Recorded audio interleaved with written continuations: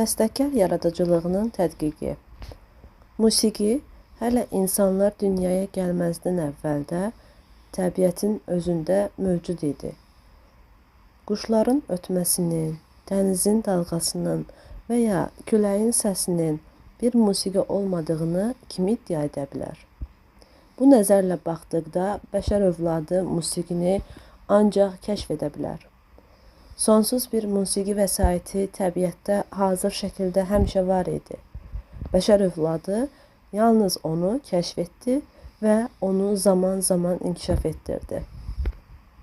Musiqini kəşf edən insana bəstəkar, kəşf etdiyi musiqiyə bəstə deyilir. Bəstələnmə prosesinin nəticəsi kimi notlar şəklində yazılmış musiqi əldə edilir.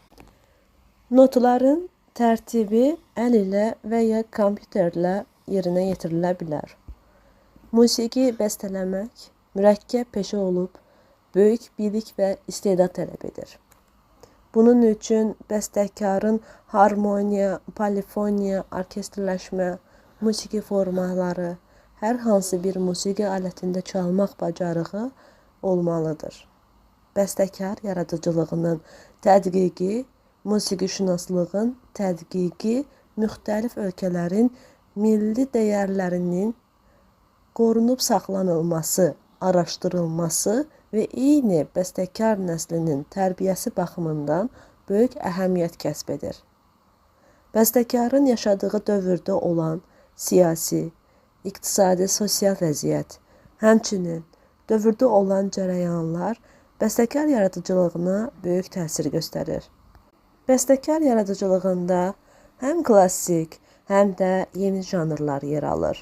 Bura xalq musiqisi, kilsə nəğmələri, romanslar, həmçinin iri həcmli opera, oratoriya, simfoniya və s.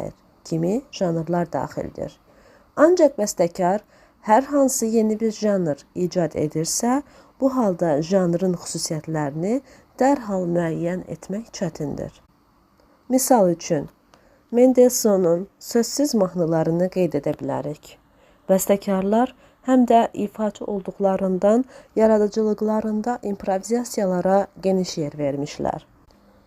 Məsələn, Liszt bir çox ölkələri gəzərək bu xalqların musiqisini, bir çox bəstəkarların əsərlərini improvizasiya etmişdir. Bəstəkar yaradıcılığında folklor başlanğıc yerdə durur. Bir çox dahi bəstəkarlar xalq melodiyalarından ilham almış və öz əsərlərində istifadə etmişlər. Bəzi əsərlərin hətta adları da vardır. Lisztin Macar rapsodiyaları, Brahmsın Macar rəqsləri, Griegin fortepiano üçün Norveç xalq mahnı və rəqsləri, Glinkanın Aralqın xotası və digərləri də milli motivlər aparıcı mövzu olmuş idi. Bəstəkar yaradıcılığında üslub anlayışı qeyd olunmalıdır.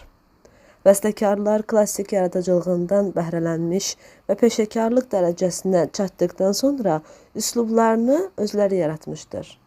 Novatorluq bəstəkar yaradıcılığında təsadüf etdiyimiz məsələlərdən idi. Tarix boyu bir çox bəstəkar novator adlandırılıb. Bu baxımından Beethoven, Schumann, Chopin və s. bəstəkarların adını qeyd edə bilərik. Bəstəkarlar hər zaman yaradıcılıq axtarışında olmuş, daim öyrənmək həvəsində olmuşlar. Bununla yanaşı özləri də pedaqoq kimi fəaliyyət göstərmişlər. Pedaqoji fəaliyyət bəstəkarların gəlir mənbəyi olmuşdur. Lakin buna biznes kimi yanaşılmamışdır. Pedaqoji fəaliyyətin gəlir mənbəyi kimi istifadə olunması həyat fəaliyyətini davam etdirmək məqsədi üçün istifadə olunub. Bu baxımdan pedaqoji fəaliyyətlə məşğul olan bəstəkarlar arasında Ferenc Lisztin adını qeyd edə bilərik.